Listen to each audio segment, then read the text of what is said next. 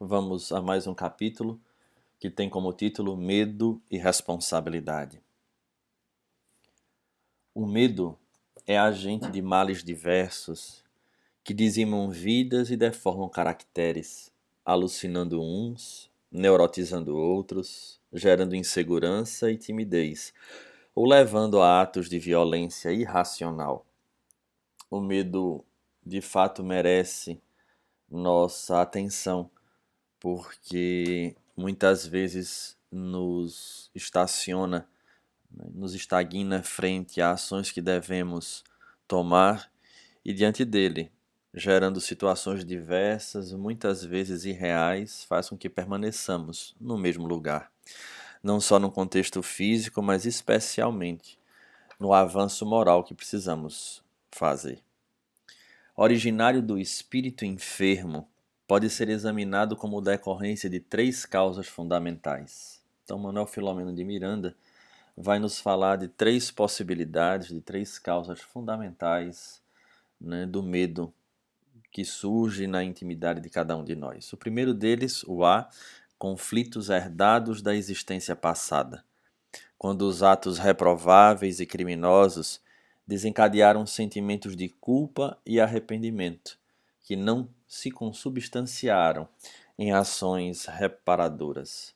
Então, a primeira origem, né, a primeira causa fundamental desse receio seriam esses conflitos herdados do passado. E como o arrependimento que o indivíduo provavelmente teve, ele não se converteu em ação reparadora, adentra para outra existência, trazendo o eco, né, da falta do complemento. Porque lembramos que Allan Kardec nos deixa muito claro os três passos necessários, né? O arrependimento, a expiação e a reparação. A segunda causa fundamental, B. Sofrimentos vigorosos que foram vivenciados no além-túmulo, quando as vítimas que ressurgiram da morte assodaram as consciências culpadas, levando-as a martírios inomináveis, ou quando se arrojaram contra quem as infelicitou em cobranças implacáveis. Então nós vamos ver aí que a outra situação, obviamente, e às vezes, né, nós esquecemos, somos espíritos imortais que passamos por esse fenômeno da morte algumas vezes. Em algumas situações, provavelmente pelo próprio transitar na evolução, é possível que tenhamos experiências infelizes na erraticidade. E aí sim, né, onde as pessoas que sofreram com as nossas ações equivocadas nos perseguem.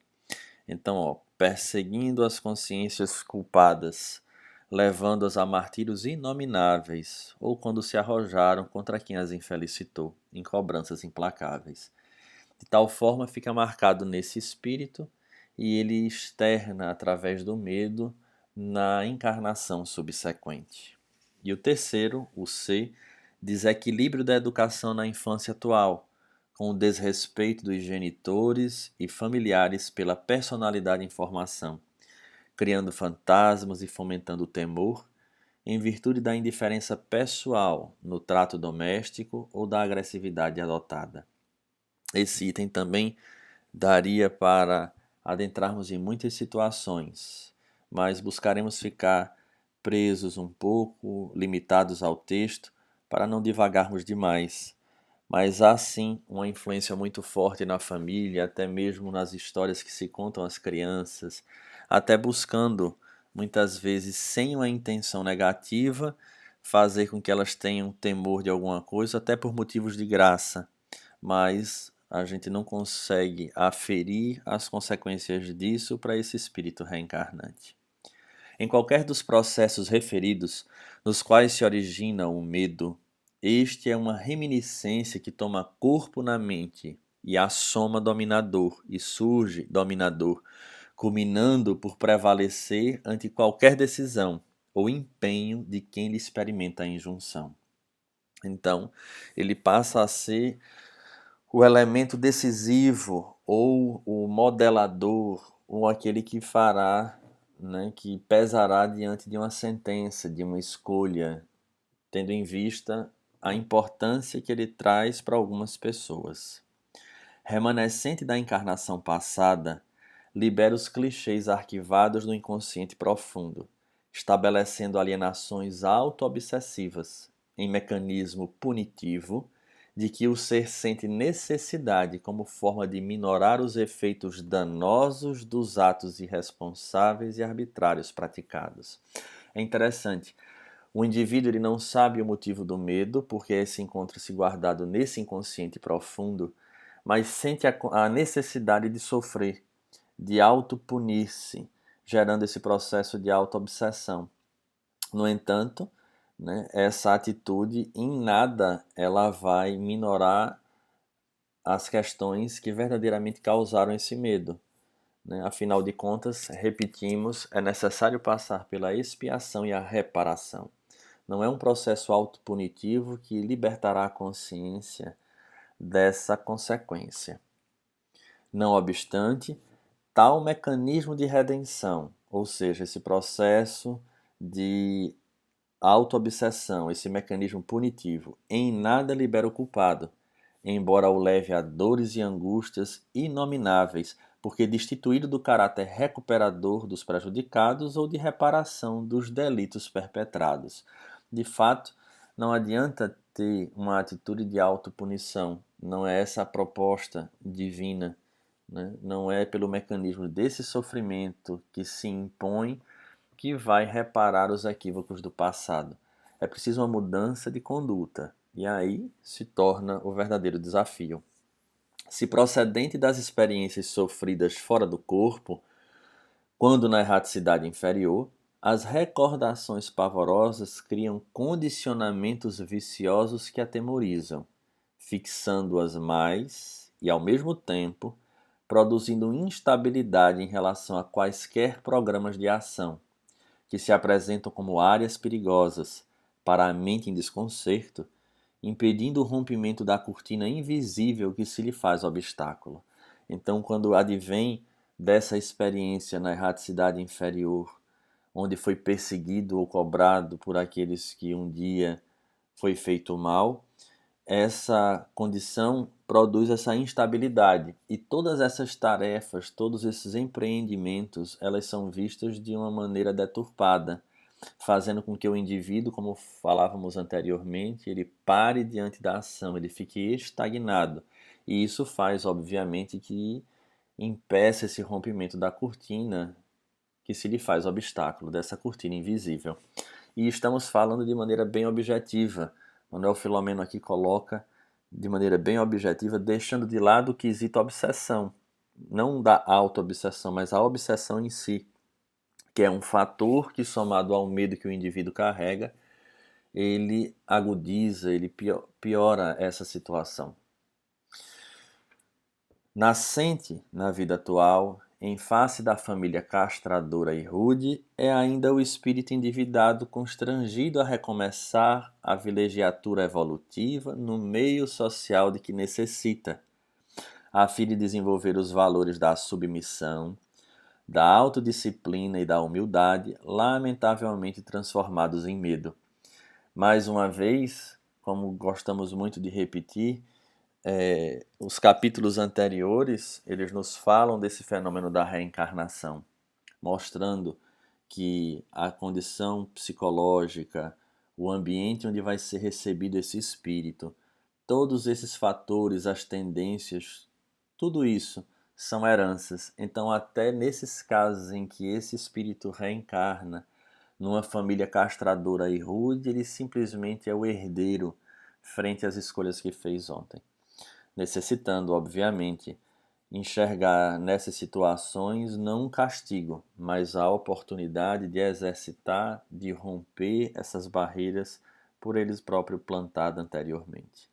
O medo torna o homem irresponsável, fraco e pusilânime, covarde, de fato, porque estaciona o indivíduo. Moralmente ele se sente limitado e por conta disso às vezes age de maneira infeliz. Provação de grave resultado é instrumento para a edificação interior por parte da consciência comprometida. Essa aprovação que ele está falando seria o medo que surge desse contexto familiar rude, agressivo. Ele é resultado, é instrumento, né, para a edificação interior por parte da consciência comprometida. O medo é tão cruel que, diante de enfermidades irreversíveis e problemas graves de alto porte, induz a sua vítima à morte pelo suicídio, numa forma extravagante de expressar o medo de morrer sob sofrimento demorado, desse modo gerando mais rudes aflições a se estenderem por tempo indeterminado. Chega a ser um paradoxo, né? Porque com o medo da morte diante de uma doença irreversível, diante do quadro que se apresenta, talvez o suicídio seja uma maneira de atingir o mesmo fim que o aguarda, mas na percepção desse indivíduo acontecendo de uma forma mais rápida, menos sofrida. Porque sabemos que não corresponde à realidade. Mas o indivíduo que é portador desse elemento, o medo, de fato ele não consegue mensurar utilizando-se da razão. Cultivado, torna-se fator asfixiante, que responde por terríveis prejuízos morais, sociais, mentais e humanos. Então, o medo, de fato, ele é algo que deve ser avaliado e combatido de alguma forma, porque há situações muito gritantes, a própria violência, se formos analisar em sua origem, de fato, ele é advinda do medo das ameaças quanto ao próprio ideal, ao desejo que pode não ser atendido, e as pessoas refletem esse receio da não execução dos seus desejos, das suas vontades, através da violência, sendo a causa geratriz esse medo descontrolado. É muito complexa a sua órbita de atuação, como estamos falando agora. De fato, ele se encontra enraizado em muitas atitudes que ganham nomes diversos, mas que têm na sua origem o medo. Alguns heróis lograram sucessos nos seus empreendimentos, sofrendo-lhe um impulso, enquanto traidores e desertores não lhe puderam resistir à indução. E assim nós vamos observando o quão paradoxal, o quão cheio de atuações, o quão complexo é, né? Que há indivíduos que se utilizam desse processo para superar como um estímulo e outros, por sua vez, para gerar situações tão complicadas, tão complexas. Na raiz de muitos males encontramos-lo presente.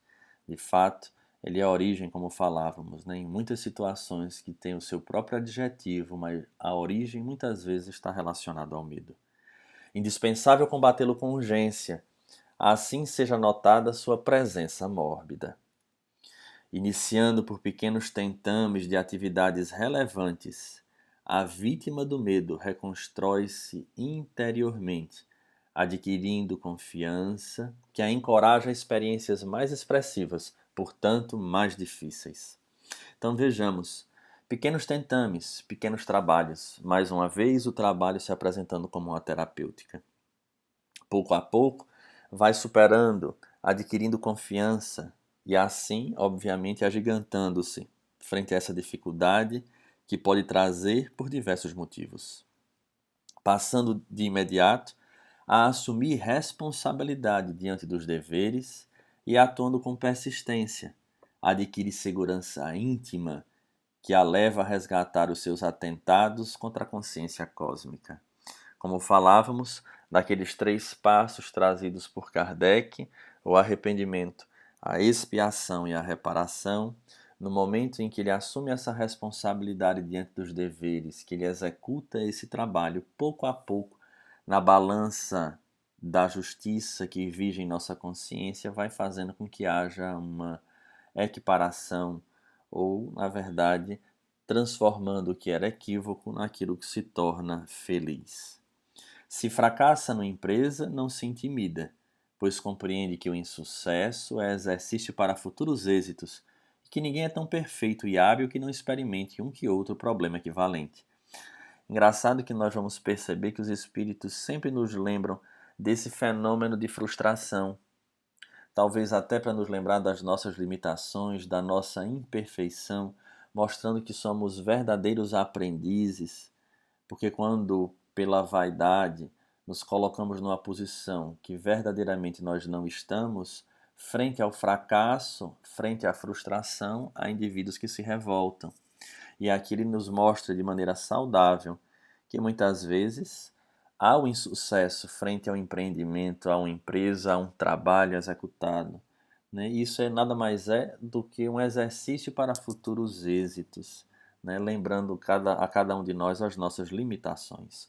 O novo hábito de desincumbir-se das tarefas nobres cria condicionamentos positivos que se vão incorporando ao modus operandi até fazer-se automatismo na área das realizações.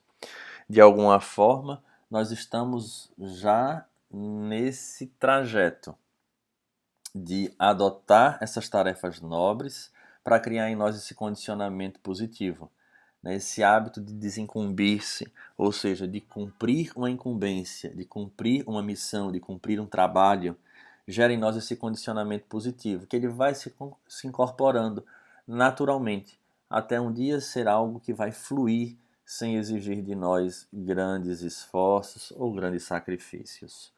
O medo recua na razão direta em que a disposição de atuar se faz mais forte. Ou seja, na medida em que essa vontade, esse desejo, esta disciplina de atuar no bem se faz mais forte, o medo vai recuando em relação àquela balança que falamos, né, diante daquilo que se traz de outras experiências. Da mesma maneira que o inverso é verdadeiro, na medida em que o indivíduo também deixa de executar, deixa de fazer o trabalho que deve, esse medo vai avançando.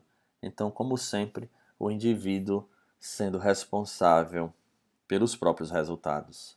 Herança moral jacente no espírito, a este compete o dever de considerar frontalmente a questão e empenhar-se por vencê-lo.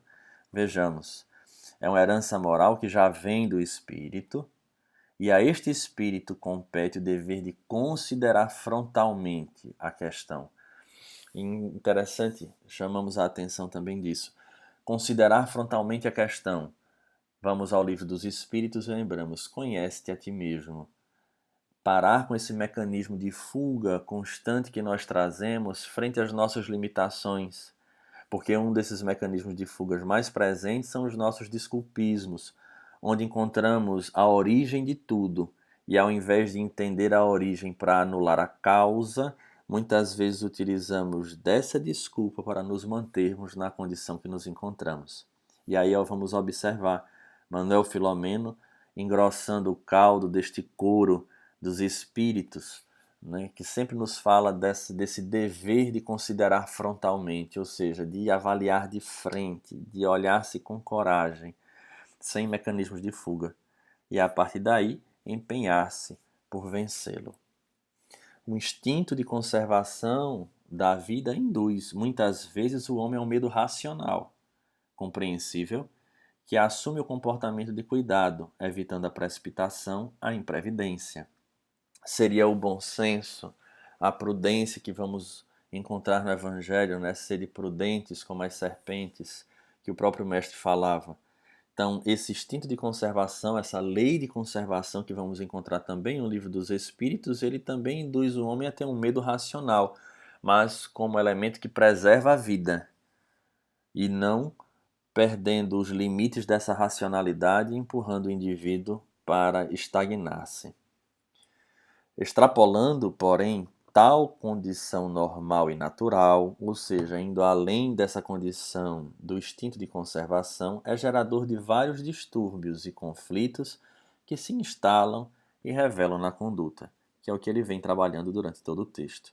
Transfere-se de uma vida para outra esse adversário do progresso humano, permanecendo até quando a firme decisão de elevar-se e ser feliz propele o espírito à luta sem quartel para superá-lo. Mais uma vez, importante nós observarmos essa história contínua do espírito. O que não for superado aqui será superado adiante, mas o espírito carregará. Então ele diz aí, transfere-se de uma vida para a outra esse adversário do progresso humano. Isso não vale só para o medo, isso vale para absolutamente tudo que nós levamos como mazela ou que trazemos como mazela, mas também nossas potencialidades. Daí, interessante tomar consciência da necessidade de trabalhar esses valores na atual existência, para a partir daí superar, né, o quanto antes. Porque afinal de contas é uma questão de tempo. Mais ou menos tempo, a lei de evolução fará com que a gente supere. No entanto, se já temos essa visão, por que aguardar? A parábola dos talentos, narrada por Jesus, confirma nossa assertiva, quando um dos detentores dos recursos, ao invés de aplicá-los, por medo enterrou-os, não logrando multiplicá-los, como sucedeu com os demais, recebendo em consequência o reproche do amo, que os tomou e os ofereceu a quem houvera feito aplicação com proveito e destemor. Mais uma vez, vamos encontrar aí, nessa parábola dos talentos, a figura do medo, que faz com que o indivíduo, repetimos, estagne, né? E isso tem relação em nossa vida em vários campos. A consciência da responsabilidade é o antídoto para o medo, do que se infere que o desejo de agir para recuperar-se comanda a vontade e desarticula as engrenagens maléficas que o desequilíbrio fomentou. E aí nós vamos deduzir, né, o que ele está dizendo aqui, que a consciência da responsabilidade é o antídoto para o medo, do que se deduz que o desejo de agir para recuperar-se comanda a vontade e desarticula as engrenagens maléficas.